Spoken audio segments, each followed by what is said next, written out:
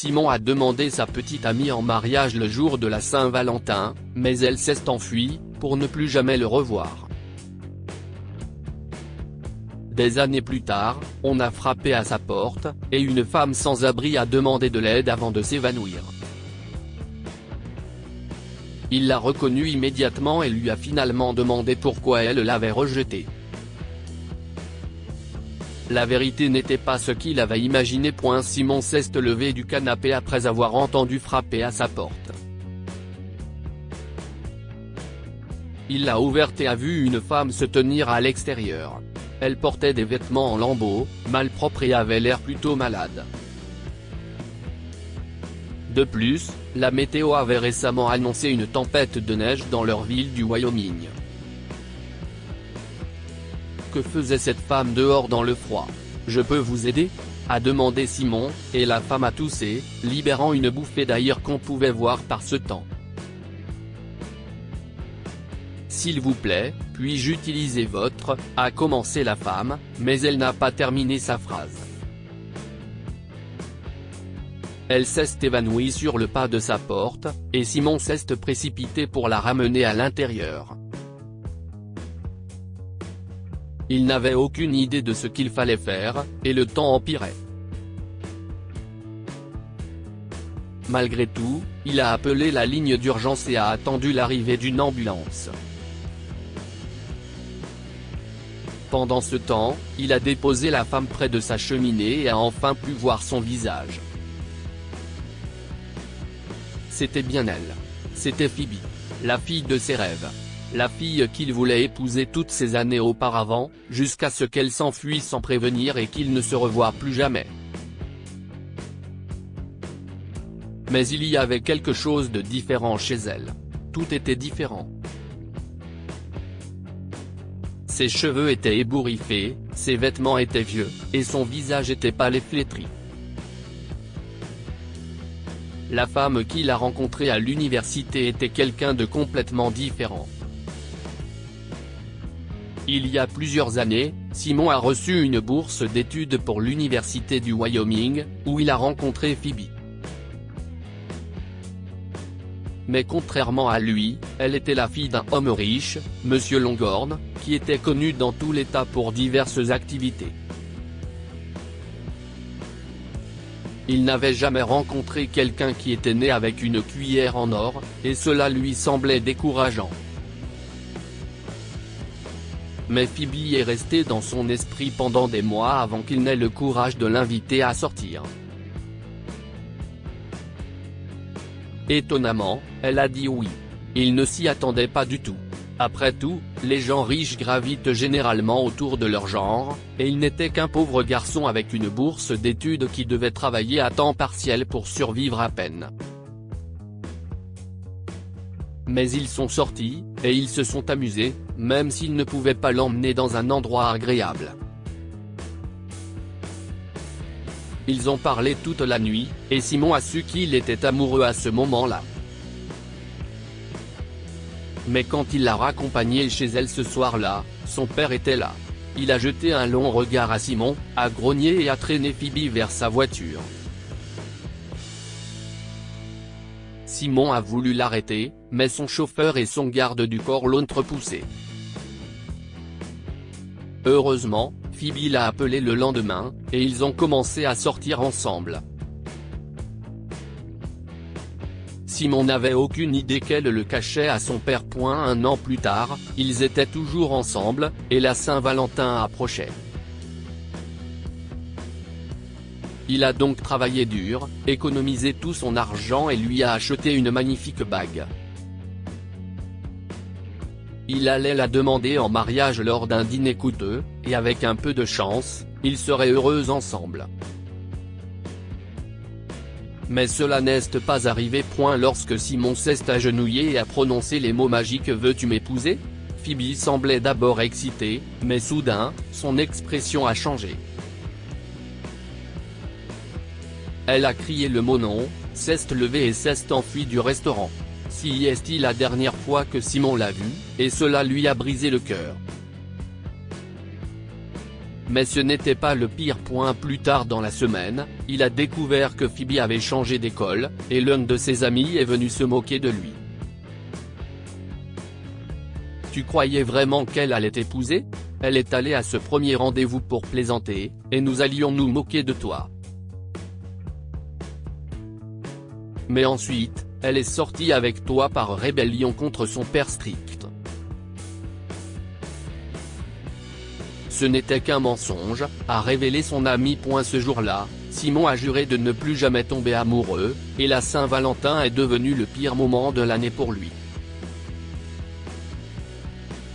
Tout était rouge, et l'amour était dans l'air. Mais jamais pour lui. Et maintenant, la seule femme qu'il avait jamais aimée était juste là. Où l'était-elle? Elle ne ressemblait pas à sa Phoebe. Que lui est-il arrivé? Se demanda-t-il, mais il oublia tout lorsqu'il entendit l'ambulance arriver.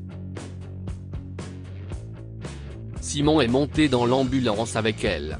Les médecins ont dit qu'elle était sévèrement déshydratée et manquait de sommeil, ils l'ont donc placée sous perfusion et en observation pour le reste de la nuit. Malgré toute la douleur qu'elle a causée et le fait qu'il n'a jamais trouvé l'amour après toutes ces années, il a décidé de rester à ses côtés. Au moins, il devait voir si elle irait bien demain. Il n'était pas un monstre. Le matin arriva assez vite, et Simon se réveilla au son de la voix de Phoebe. « Monsieur? Où suis-je? Phoebe. Tu vas bien? Tu es à l'hôpital ?» dit-il en levant la tête et en la regardant.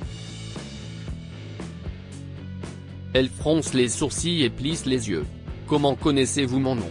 Pour une raison quelconque, cela l'a beaucoup blessée. »« Je m'appelle Simon. Tu te souviens de moi? Simon, a-t-elle répété en regardant autour d'elle. Soudain, ses yeux sont revenus sur les siens. « Simon? Oh mon Dieu! Pourquoi es-tu ici avec moi? Tu es venu chez moi, répondit-il doucement.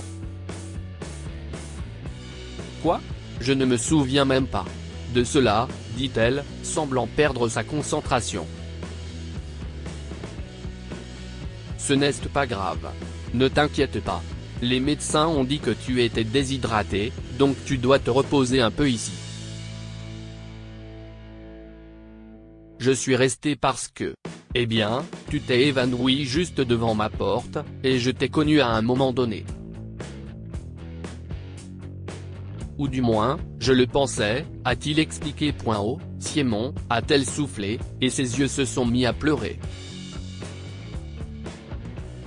Si est-il si bon de te voir. Simon la regarda bizarrement. Si est-il vrai? Oui.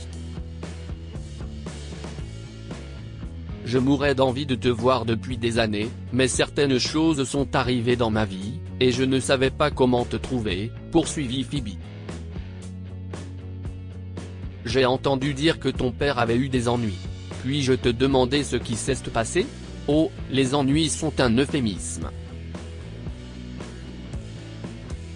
Il est en prison maintenant et il purgera une longue peine. Je m'en fiche, honnêtement. Je le déteste. Mais oui, ma vie a sérieusement déraillé quand les fédéraux se sont pointés. Ils ont gelé tous nos comptes et tout saisi. Je me suis retrouvé sans rien, juste comme ça, a-t-elle révélé. Je crois que j'ai lu quelque chose dans les journaux à ce sujet, a déclaré Simon. Ouais. Et mes soi-disant amis ne m'ont jamais aidé. Ils m'ont immédiatement coupé les vivres, et je me suis retrouvé seul. J'avais un diplôme, mais aucune expérience du travail. Je n'avais aucun moyen de trouver un logement, et regarde-moi maintenant. Je suis sans abri, a ajouté Phoebe, en riant de la fin sans humour. Si est-il terrible, Phoebe. Mais puis-je te demander autre chose? Que s'est-il passé à l'époque? Tu sais. Dit-il en s'éloignant. Simon. C'était la pire nuit de ma vie. J'étais sur le point de crier un énorme oui quand tu t'es mis à genoux. Mais mon père était juste là. Il m'a menacé avant. Il a dit qu'il te ferait quelque chose si je ne rompais pas. Je pensais que j'étais assez prudente. J'allais suggérer de m'enfuir après le diplôme, mais il était là, et je sais qu'il a toujours une arme sur lui. J'avais tellement peur. Phoebe a finalement révélé la vérité. Quoi? Tu veux dire que tu n'es pas sorti avec moi pour plaisanter? Ton amie Marla a dit quelque chose. Tu veux dire Marla qui a été la première à me repousser quand j'avais besoin d'aider? Tu ne peux pas croire tout ce qu'elle dit.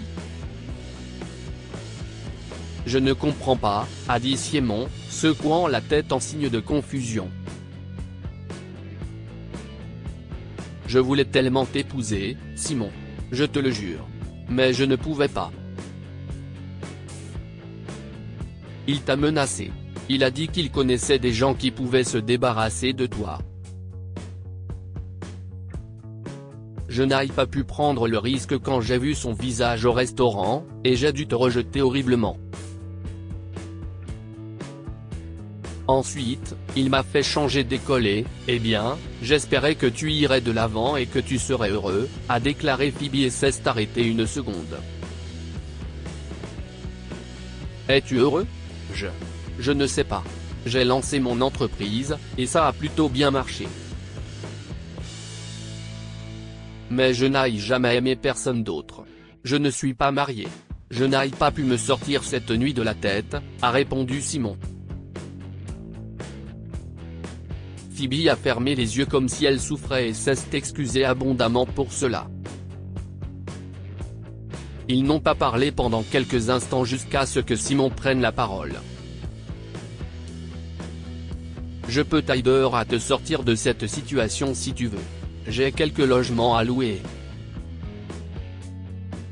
Je peux t'installer dans le N2 et tu pourras travailler dans mon entreprise, proposa Simon d'un air penaud. Je ne le mérite pas. Mais je ne suis pas en mesure de dire non. Alors, oui, s'il te plaît, répondit-elle. Simon a aidé Phoebe du mieux qu'il a pu. Il ne s'attendait à rien, mais il a découvert qu'elle n'est jamais sortie avec quelqu'un après lui aussi. Les luttes de son père se sont également mises en travers de son chemin. Mais Phoebe était brillante. Elle s'est mise au travail sans relâche et est devenue l'une de ses meilleures employées. Finalement, ils ont recommencé à sortir ensemble, et Simon n'aurait jamais imaginé qu'il pourrait être aussi heureux.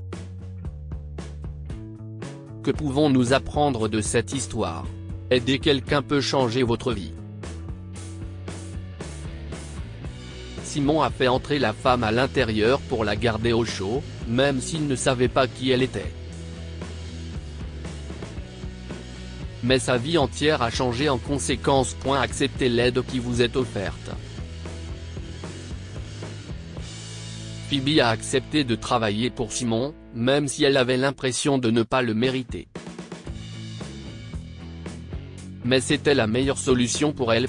Partagez cette histoire avec vos amis. Elle pourrait égayer leur journée et les inspirer. Si tu as aimé cette histoire, découvrez celle d'une femme qui rencontre régulièrement une vieille dame avec des triplés, et un jour elle voit la police emmener les enfants.